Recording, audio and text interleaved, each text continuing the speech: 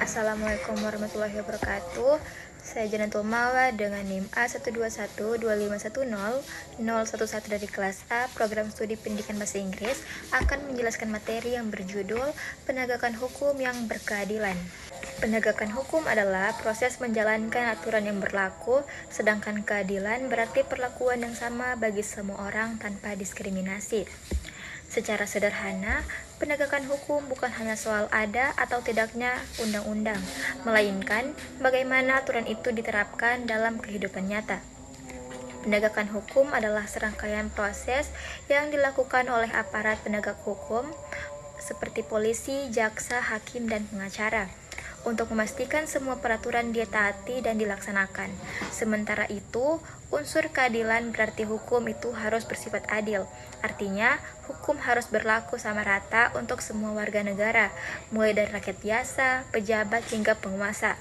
Tidak boleh ada perbedaan perlakuan berdasarkan kekayaan, jabatan, suku, agama, atau kedudukan sosial. Keadilan menjadi tujuan utama yang ingin dicapai oleh hukum itu sendiri. Mengapa kita butuh penegakan hukum yang berkeadilan? Tujuannya ada 4 poin.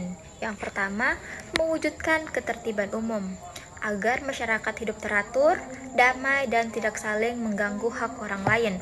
Tanpa hukum, masyarakat akan kacau dan kuat yang akan berkuasa. Yang kedua, melindungi hak asasi manusia. Hukum dibuat untuk melindungi hak-hak setiap individu agar tidak dirampas oleh orang lain atau oleh negara. Yang ketiga, memberikan rasa aman. Masyarakat menjadi tenang karena tahu ada aturan yang melindungi mereka dari kejahatan, penipuan, atau tindakan sewenang-wenang. Yang keempat, mencapai keadilan sosial. Tujuan akhirnya adalah terciptanya kesejahteraan dan keadilan bagi seluruh rakyat sesuai cita-cita negara kita. Penegakan hukum yang benar harus selalu berpegang pada 3 prinsip dasar yang saling melengkapi. Yang pertama, kepastian hukum. Artinya, hukum itu harus jelas, pasti, dan bisa dijadikan pegangan. Masyarakat harus tahu apa yang boleh dan tidak boleh dilakukan, serta apa akibatnya jika melanggar. Tidak boleh ada keraguan dalam aturan. Yang kedua, keadilan. Seperti yang dijelaskan sebelumnya, penerapannya harus sesuai rasa keadilan masyarakat dan tidak memihak. Yang ketiga, kemanfaatan.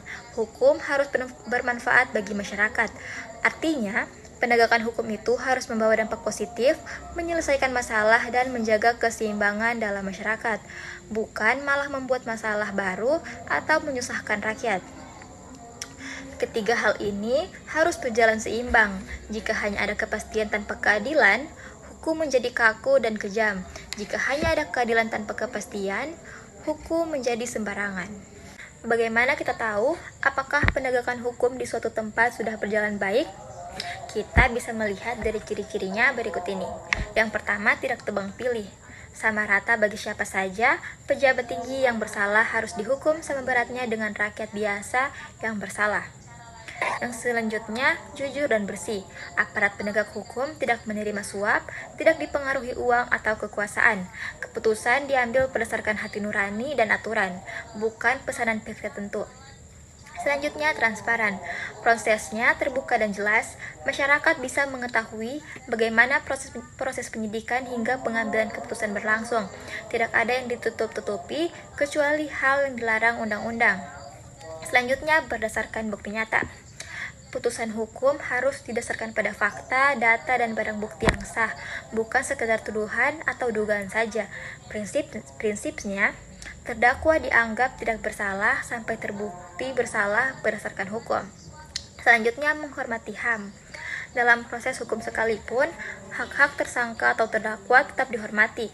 Misalnya, hak mendapatkan pembelaan hukum, tidak disiksa, dan diperlakukan manusiawi. Selanjutnya, contoh penerapannya. Hukum diberlakukan setara untuk setiap warga negara, dan setiap keputusan diambil berdasarkan fakta yang ada. Contoh nyata penerapannya bisa kita lihat dalam berbagai kasus. Misalnya, ada pejabat negara yang terbukti melakukan korupsi. Karena hukum berlaku sama, maka pejabat tersebut tetap diproses, dihukum, ditahan, dan diadili layaknya warga negara biasa meskipun punya jabatan yang tinggi. Dalam pelaksanaannya, penegakan hukum di Indonesia masih menghadapi banyak hambatan. Masalah terbesar dan paling merusak adalah korupsi. Korupsi terjadi ketika ada pihak yang menyalahgunakan kekuasaan atau jabatannya untuk keuntungan pribadi atau golongan.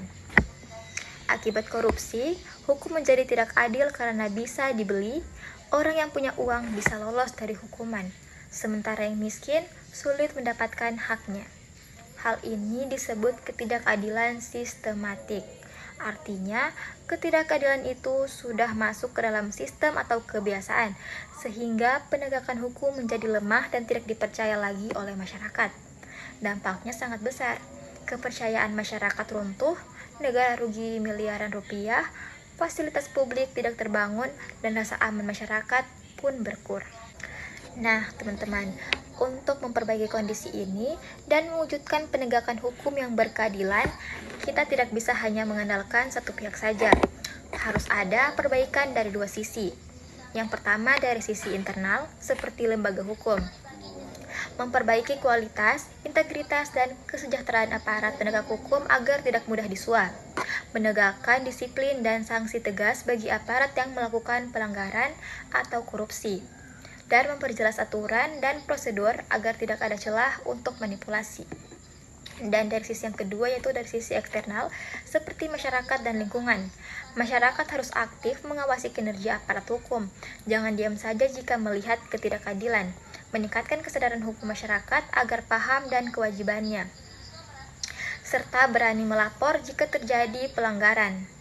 Peran pers dan media massa juga sangat penting untuk mengawasi jalannya hukum agar tetap transparan. Mungkin itu saja yang dapat saya jelaskan dari materi ini. Sekian dari saya. Assalamualaikum warahmatullahi wabarakatuh.